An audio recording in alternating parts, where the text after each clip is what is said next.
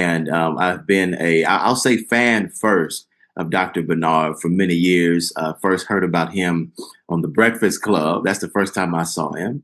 And then saw him do some things with Oprah, and did not even understand that there was a church in New York City.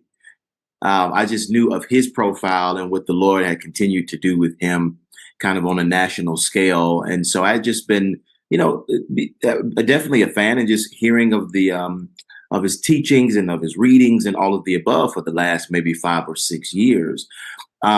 Within kind of that time, I moved over into more of the senior pastor seat, starting, I was at, my ministry career kind of goes Bishop Long to Dr. Raphael Warnock over at Ebenezer, to Andy Stanley for about 8 years, who's Charles Stanley's son.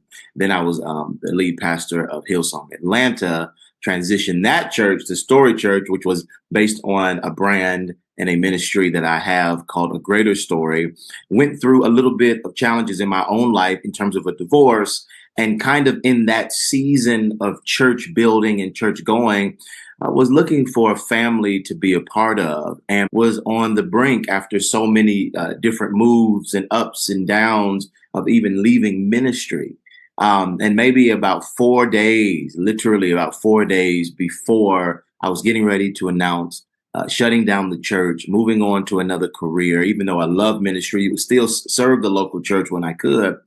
Dr. A.R. Bernard's son called me from a friend who had randomly called me out of the blue that week, 4 days before. And 2 days later, he was in the city meeting with me, Jamal Bernard, and asking me what it was going to take to continue to do ministry, because they were looking to plan a location in the city of Atlanta. We had a building, we had a congregation that was thriving, and all of the above, even though they had gone through some things.